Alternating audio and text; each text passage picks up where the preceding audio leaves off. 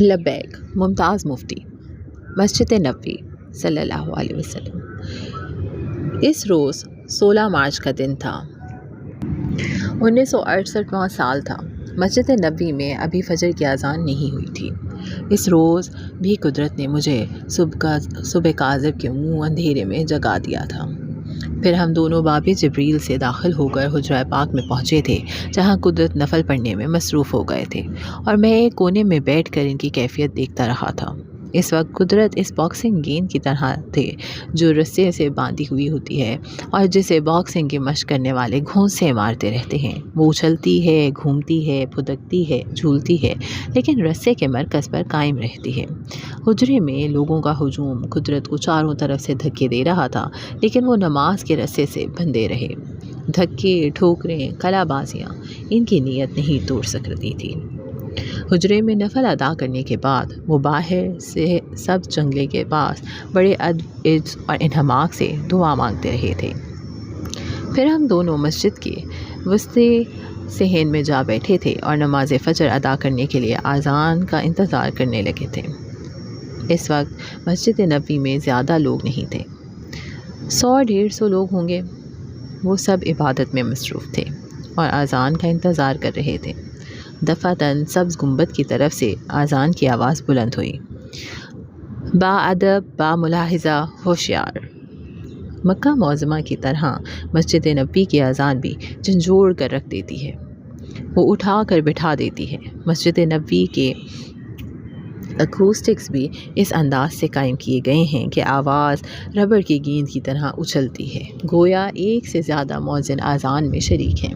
ایک آواز اللہ اکبر ختم کر نہیں پاتی کہ دوسری آواز اسے پھر سے اٹھا لیتی ہے۔ یوں ایک ڈرامائی ماحول پیدا ہو جاتا ہے، دلوں پر سسپینس کی کیفیت طاری ہو جاتی ہے۔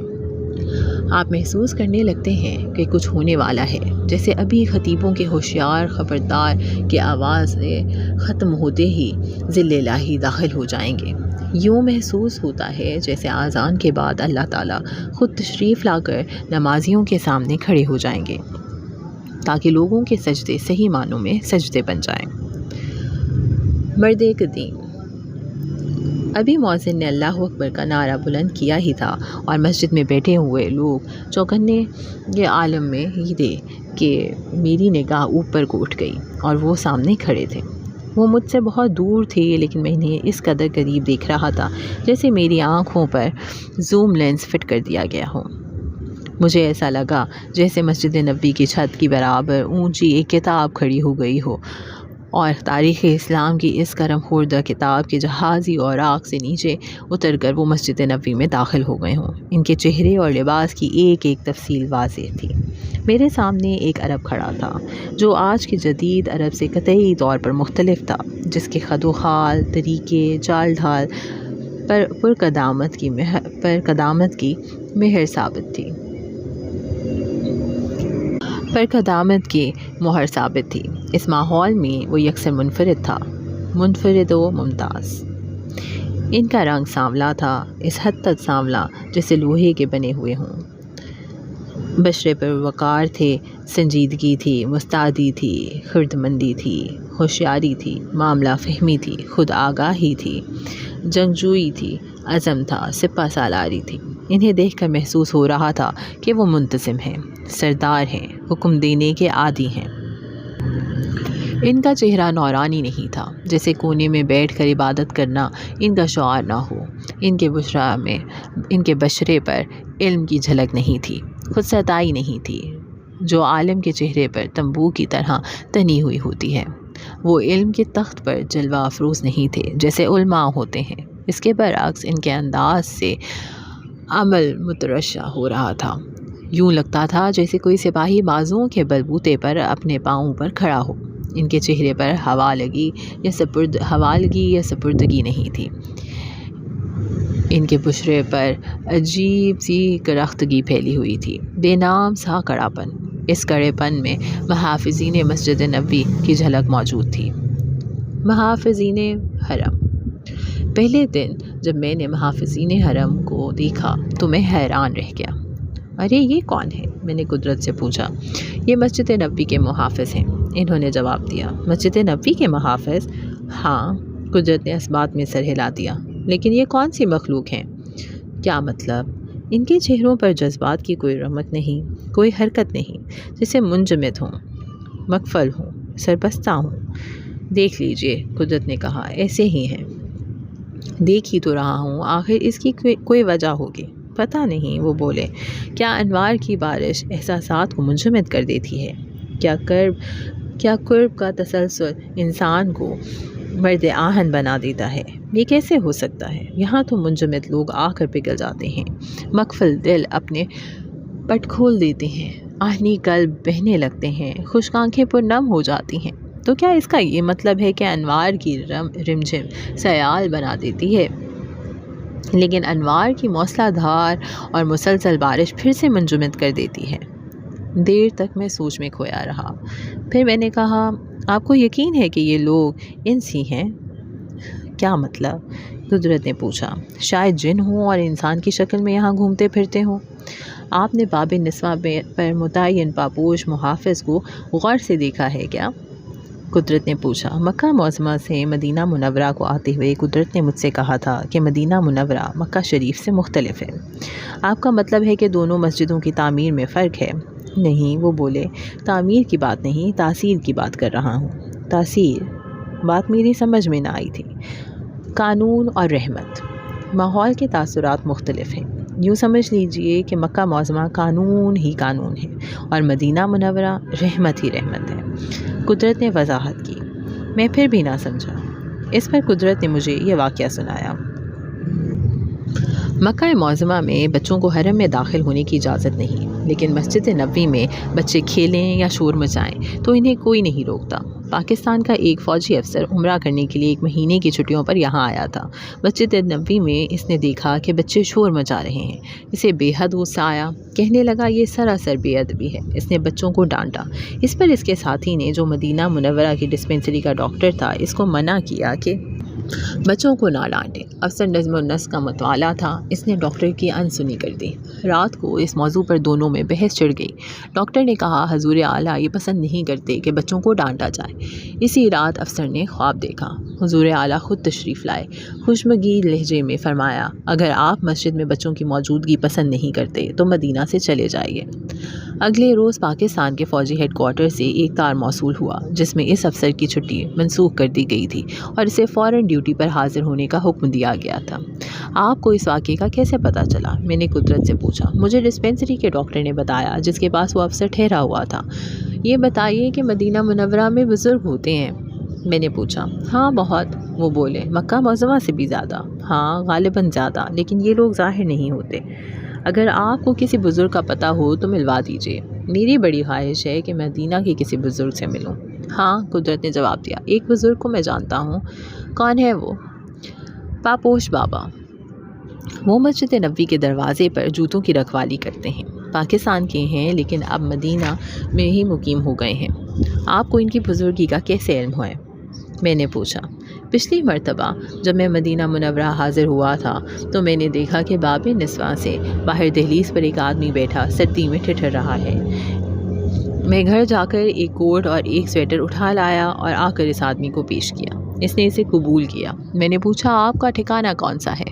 بولا، صبح اور شام یہیں پڑا رہتا ہوں۔ آج تک مسجد نبوی میں داخل ہونے کی ہمت نہیں پڑی۔ جب حضور خود بلائیں گے تو حاضری دوں گا۔ میں نے کہا، مسجد نبوی میں جاتے کیوں نہیں؟ بولا، جانے لگتا ہوں تو احساس گناہ اس حد تک طاری ہو جاتا ہے کہ خود کو کتا دیکھنے لگتا ہوں۔ اس حالت میں داخل ہونے کی جرات کیسے کر سکتا ہوں؟ میں نے پوچھا، ٹھکانہ تو خیر ہو گیا، کھانے کا انتظام کیا ہے؟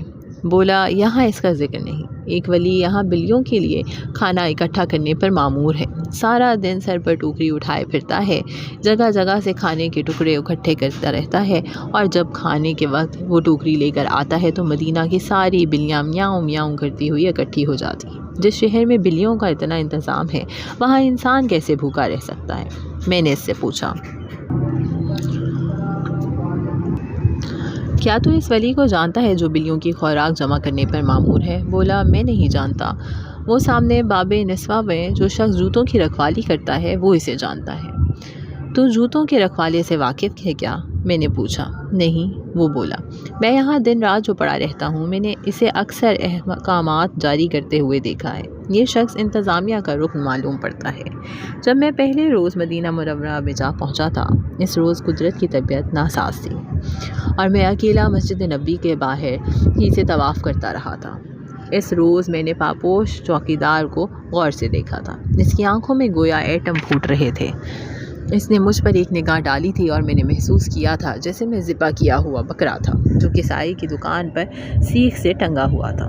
میں نے قدرت کو اس ملاقات کی تفصیلات بتائیں تو ہنسنے لگے۔ بولے، بزرگوں کو یوں دہقانوں کی طرح آنکھیں پھاڑ پھاڑ کر نہیں دیکھا کرتے۔ تو پھر کس طرح دیکھا کرتے ہیں؟ میں نے پوچھا۔ اس کے آداب ہوتے ہیں۔ مجھے تو آداب نہیں آتے، میں نے جواب دیا۔ آپ یوں کریں کہ مدینہ منورہ کے قیام کے دوران جب بھی مسجد نبوی میں داخل ہوں تو ہمیشہ باب نسواں سے داخل ہوں۔ وہ دروازہ تو عورتوں کے لیے مخصوص ہے۔ اگر میں مسلسل اس دروازے سے داخل ہوتا رہا تو کسی روز پٹ جاؤں گا۔ ممکن ہے پاپوش بابا خود اس بات پر ناراض ہو جائیں۔ نہیں، قدرت نے کہا، مناسب احترام اور عزت سے باب نسواں سے گزریے، پاپوش بابا کو سلام کیجیے، لیکن ٹکٹکی باندھ کر ان کی طرف نہ دیکھیے، اور جب آپ مسجد نبوی سے باہر آئیں تو ہر بار انہیں ایک ریال پیش کیجیے۔ اس روز سے میرا یہ معمول ہو گیا کہ باب نسواں سے مسجد نبوی میں داخل ہوتا، آنکھیں جھکا کر پاپوش بابا کو سلام کرتا اور واپسی پر انہیں ایک ریال پیش کرتا۔ چونکہ دن میں کئی ایک بار مسجد نبوی میں جاتا تھا، لہذا دوسرے دن ہی پاپوش بابا نے بات بھانپ لی۔ انہوں نے غور سے مجھے دیکھا، لیکن میں ان کی نگاہ سے اس قدر خائف تھا کہ میں نے اپنی نظریں ان کے قدموں پر مرکوز کیے رکھیں۔ ہاں، میں نے کہا، میں نے باب نسواں کے پاپوش بابا کو ایک نظر دیکھا ہے، دوسری نظر ڈالنے کی مجھ میں ہمت نہیں پڑی۔ قدرت ہنس پڑے۔ کیا محافظین مسجد اور پاپوش بابا میں کوئی مناسبت نظر آئی؟ نہیں، میں نے کہا، پاپوش بابا کے چہرے پر کڑا پن ضرور ہے لیکن جمود نہیں، خشونت ہے لیکن بے حسی نہیں۔ عرب سردار مرد قدیم میں بھی کڑا پن ضرور تھا لیکن جمود کی جگہ ہوش مندی تھی، وقار تھا۔ اس وقار میں سرداری کا عنصر بہت نمایاں تھا۔ ان کے مقابلے میں پاپوش بابا ایک کارکن نظر آتے تھے، حالانکہ مرد قدیم اور ہم میں بڑا فاصلہ تھا۔ وہ بیٹھے ہوئے نمازیوں کی صفوں کو چیرتے ہوئے آ رہے تھے۔ پتہ نہیں کیوں میں محسوس کر رہا تھا کہ ان کی نگاہیں ہم دونوں پر مرکوز تھیں۔ وہ بڑے دبدبے اور وقار سے چلتے ہوئے آ رہے تھے۔ زائرین انہیں دیکھ کر آپ ہی آپ آگے سے ہٹتے جا رہے تھے۔ ان کے راستے میں کئی ایک جگہیں خالی پڑی تھیں، کئی ایک صفوں میں نمازی یوں پھیل کر بیٹھے ہوئے تھے کہ دو دو چار چار نشستوں کی جگہ بن سکتی تھی، لیکن مرد قدیم کہیں بھی نہ رکی۔ میں نے قدرت کی طرف دیکھا، وہ آنکھیں جھکائے بیٹھے تھے، لیکن جھکی جھکی آنکھوں کا انداز بتا رہا تھا کہ وہ بن دیکھے سب کچھ دیکھ رہے تھے۔ آپ اس شخص کو دیکھ رہے ہیں کیا؟ میں نے پوچھا۔ کون شخص؟ انہوں نے کھوکھلی آواز میں سوال کیا۔ وہ جو سامنے صفیں چیرتا ہوا آ رہا ہے۔ قدرت نے آنکھیں یوں اوپر اٹھائیں جیسے کچھ جانتے ہی نہ تھے۔ دیکھا نا آپ نے؟ عرب دکھتے ہیں؟ ہاں، وہ بولے، بے شک عرب دکھتے ہیں، لیکن آج کے عرب سے کتنے مختلف ہیں۔ یوں لگتا ہے جیسے تاریخ اسلام کے بوسیدہ صفحات سے نکل کر آ رہے ہوں۔ ہاں، وہ بولے، یوں لگتا ہے جیسے وہ سیدھے ہماری طرف آ رہے ہوں۔ نہیں، قدرت نے کہا، غالباً کوئی جگہ تلاش کر رہے ہیں۔ اس دوران میں مؤذن اذان کے اختتام تک پہنچ گئے تھے اور آخری اللہ اکبر پر ڈرامائی کیفیت کا نقطۂ عروج پہنچ چکا تھا۔ اس پر مسجد میں بیٹھے ہوئے سب لوگ نماز کے لیے اٹھ کھڑے ہوئے تھے۔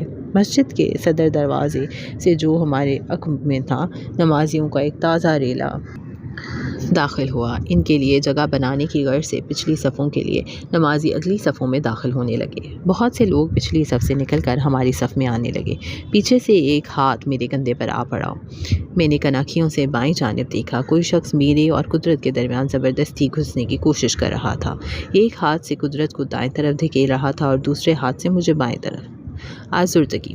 حالانکہ حج کے دوران قدرت نے بار بار مجھے تاکید کی تھی کہ حرمین میں دل کو آزردگی سے آلودہ ہونے سے حد الوسیع بچاؤ۔ مسجد میں جگہ ہو یا نہ ہو، دل میں ضرور جگہ ہو۔ سجدہ کرنے میں کتنی ہی تکلیف کیوں نہ ہو، نماز میں توجہ قائم رہے یا نہ رہے، چاہے کچھ بھی ہو جائے، دل میں غصہ یا خفگی یا آزردگی پیدا نہ ہو، کیونکہ یہاں مثبت رویے سے بڑھ کر کوئی اور تفصیل اہم نہیں۔ اس وقت میں قدرت کی اس تلقین کو قطعاً بھول گیا۔ یہ کون بدتمیز ہے؟ میں نے سوچا جو زبردستی ہم دونوں میں حائل ہو رہا ہے میں اسے حائل ہونے ہی نہیں دوں گا، بالکل نہیں۔ میں نے قدرت کی طرف اپنا دباؤ اور بڑھا دیا۔ اس کے ساتھ ہی میرے غصے میں مزید اضافہ ہو گیا۔ بھلے مانس اول تو اس صف میں اب گنجائش ہی نہیں ہے، اور اگر آنا ہی ہے تو بے شک آ جا، قدرت کے دائیں ہاتھ آ جا یا میرے بائیں ہاتھ آ جا۔ یہ کیا تک ہے کہ تو زبردستی ہم دونوں کے درمیان گھسنے میں پرمسر ہے؟ کوئی بات ہے بھلا؟ نہیں، میں تجھے ادھر گھسنے نہیں دوں گا۔ میں نے قدرت کی طرف اپنا دباؤ اور بڑھا دیا۔ اگر امام کچھ دیر اور توقف کرتا تو میں اپنے دباؤ قائم رکھتا، لیکن امام نے نیت باندھ کر تکبیر پڑھ دی۔ میرے ہاتھ اوپر کو اٹھے اور وہ شخص ہم دونوں کے درمیان گھس کر کھڑا ہو گیا۔ اس پر مجھے اتنا غصہ آیا کہ میں بھول گیا کہ کہاں، کون ہوں، کیا کر رہا ہوں۔ مسجد میری نگاہوں سے روپوش ہو گئی۔ نماز مکینیکل اٹھک بیٹھک ہو کر رہ گئی۔ لاؤڈ سپیکر شور ضرور مچا رہے تھے، لیکن ان کی آواز میں کوئی مفہوم باقی نہ رہا تھا۔ میرے دل میں غصے کی کھچڑی پکتی رہی، ابال آتے رہے، جھاگ اٹھتی رہی۔ نماز کا چھکڑا گاڑی باندھ کے بغیر چلتا رہا، حتیٰ کہ امام نے سلام پھیر دیا۔ جب میں نے دائیں ہاتھ دیکھتے ہوئے سلام پھیرا تو حیرت سے بت بن کر رہ گیا۔ میرے دائیں ہاتھ قدرت اور میرے درمیان وہ خود بیٹھے تھے، مرد قدیم۔ انہوں نے سلام کرنے کے لیے بائیں ہاتھ موڑا، مگر میں انہی کی طرف دیکھتا رہ گیا۔ ان کی آنکھوں سے شفقت بھری نگاہ مجھ پر پڑی۔ کرم فرمائی کی ایک پھوار سی مجھ پر گری اور میں بھیگ گیا، اور اس قدر بھیگ گیا کہ نہ وہ غصہ رہا، نہ خفگی، نہ کھچڑی، نہ ابال، کرم ہی کرم۔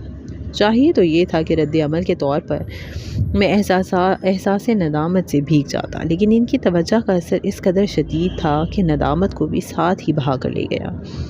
جب میں نے دور سے انہیں دیکھا تھا تو وہ مجھے مرد آہن نظر آئے تھے۔ ان کے چہرے پر وہ وقار بھری خشونت تھی، لیکن اب جب کہ قریب بیٹھ کر میں انہیں محسوس کیا تو وہ سراسر شفقت تھے۔ ان کے وجود سے شفقت کی شعاعیں یوں نکل رہی تھیں جیسے زمین سے کشش ثقل کی لہریں نکلتی ہیں۔ ان کے ہاتھوں، بازوؤں، آنکھوں سے جذبہ ہمدردی کے وہباکے اٹھ رہے تھے۔ یا اللہ، یہ کیا اسرار ہے؟ اس پر وقار خود آگاہ سپہ سالار کو قریب آ کر کیا ہو گیا ہے؟ کیا یہ ان کی شخصیت کی چوتھی سمت ہے؟ لیکن یہ تو باقی سمتوں کی نفی کر رہی ہے۔ ظاہری سمت تو ہٹ کر رہنے کا احساس دلا رہی تھی، لیکن یہ سمت قریب بلا رہی ہے۔ قریب اور قریب اور قریب۔ اس قرب میں ایک عجیب سی لذت تھی۔ میں نے اپنا آپ اس لذت کے حوالے کر دیا، اور پھر مجھے یوں لگا جیسے میں کسی شفقت کے سمندر کے ساحل پر لیٹا ہوا ہوں، اور لہروں کا بہاؤ بڑے پیار سے مجھے چھوتا ہے، اور پھر وہ لہریں مجھے اپنی گود میں کھینچ لیتی ہیں۔ سارا سمندر سمٹ کر ماں کی گود بن گیا تھا۔ دعا پڑھنے سے پہلے مرد قدیم نے جیب سے ایک لکڑی نکالی، اسے بصد احترام آنکھوں سے لگایا، چوما، اور پھر ہاتھ دعا کے لیے پھیلا دیے۔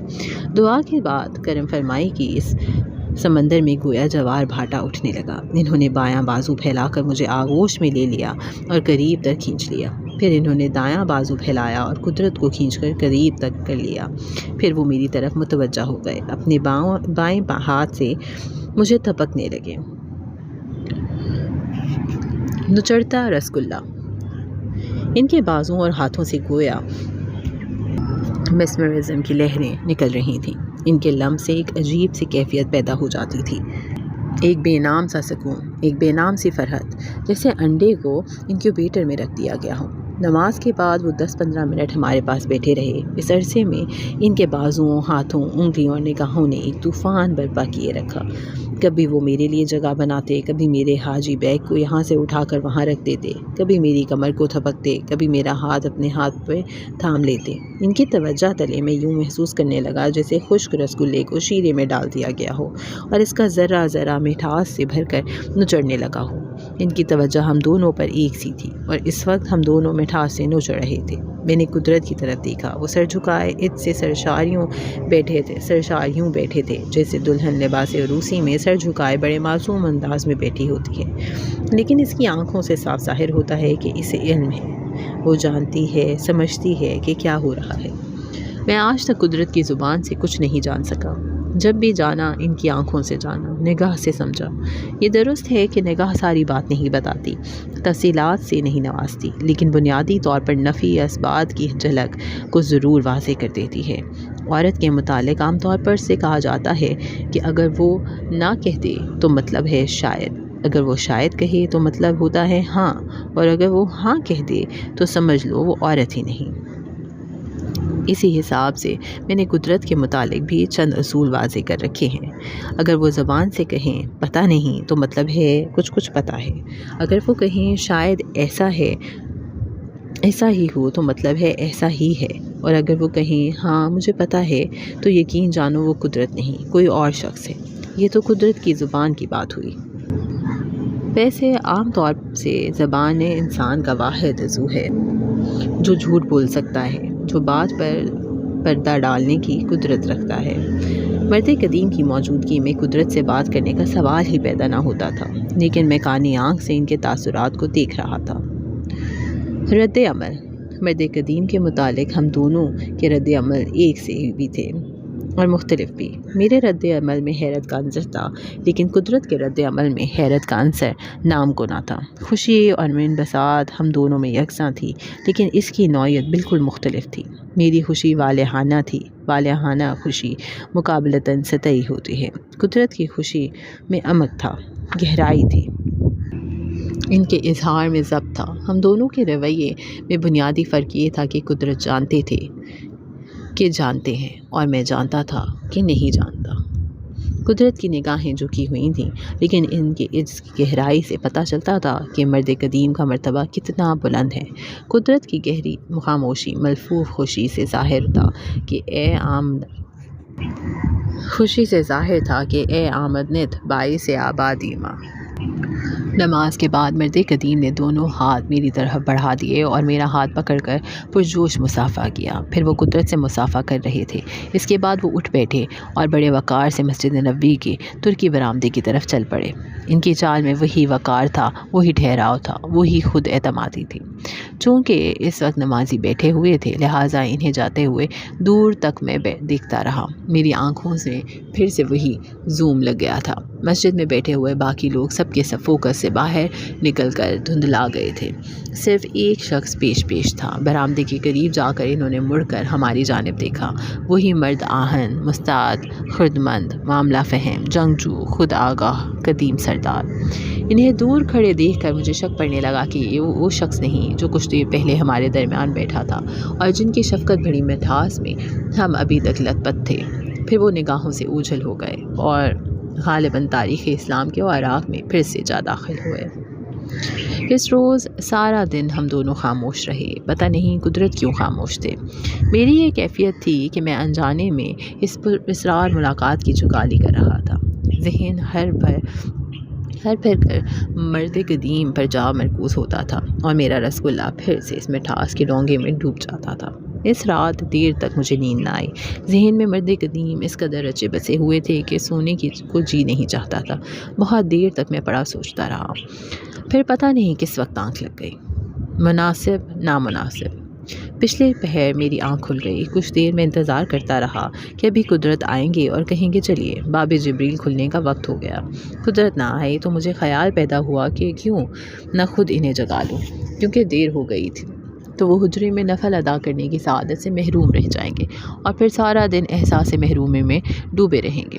میں اٹھ بیٹھا، جلدی تیاری کی اور پھر قدرت کے کمرے کا دروازہ جا کھٹکھٹایا۔ قدرت نے دروازہ کھولا۔ سو رہے تھے آپ؟ میں نے پوچھا۔ نہیں تو، وہ بولے۔ تو پھر جانے کی تیاری نہیں کی؟ جلدی چلیے نا، باب جبریل تو کھل بھی گیا ہوگا، ہم تو پہلے ہی لیٹ ہیں۔ نہیں آج نہیں، وہ بولے۔ کیوں؟ آج کوئی خصوصی بات ہے کیا؟ نہیں خصوصی بات تو نہیں۔ تو پھر چلتے کیوں نہیں؟ نہیں، وہ مسکرا دی۔ آپ کا مطلب ہے کہ آج آپ باب جبریل نہیں جائیں گے؟ آج ہم براہ راست مسجد نبوی میں جائیں گے جب اذان ہوگی، قدرت نے جواب دیا۔ لیکن حجرے میں نفل کیوں نہیں پڑھیں گے؟ میں نے حیرت سے پوچھا۔ ہمارا کام ہو چکا، قدرت بولے۔ کون سا کام؟ میں نے پوچھا۔ مطلب یہ ہے کہ جو ہم کو کرنا تھا کر لیا ہے، پھر بھی وہاں جانے میں کیا حرج ہے؟ میں نے پوچھا۔ نہیں، وہ بولے، مناسب نہیں۔ مناسب کیوں نہیں؟ خواہ وہاں جا کر بھیڑ کرنا مناسب نہیں، یہ تو دوسروں کے راستے میں خارج ہونے کے برابر ہوگا۔ تو کیا سب جنگلے کے پاس دعا بھی نہیں کریں گے؟ میں نے پوچھا۔ نہیں، وہ بولے، مناسب نہیں۔ دو ایک ساتھ تو میں مناسب اور نامناسب کے اس نئے زاویے پر حیران رہا۔ پھر مجھے وہ دن یاد آ گیا۔ آداب حاضری۔ اس دن اتفاقاً قدرت مجھے لاہور میں مل گئے تھے۔ میرا ارادہ تھا کہ داتا صاحب کو سلام کرنے کے لیے حاضری دوں۔ میں نے قدرت سے پوچھا، آپ کو کوئی مصروفیت تو نہیں؟ بولے نہیں۔ میں نے کہا تو چلیے داتا صاحب چلیں۔ بولے آپ اکیلے ہوں آئیں۔ میں نے پوچھا کیوں؟ جب آپ کو کوئی مصروفیت نہیں تو پھر جانے میں کیا حرج ہے؟ قدرت کہنے لگے، اتنے بڑے دربار میں ایسے تو نہیں جا سکتے نا، سر پر ٹوپی رکھی، پاؤں میں جوتا پہنا اور چل پڑے، ساری دنیا جاتی ہے۔ میں نے کہا۔ انہوں نے میری بات کو انسنا کر دیا، کہنے لگے بزرگوں کے روبرو جانے کے کچھ آداب ہوتے ہیں، حاضری دینے کے آداب ہوتے ہیں، عرض کرنے کے آداب ہوتے ہیں۔ پھر مجھے محترمہ عطیہ کی بات یاد آ گئی۔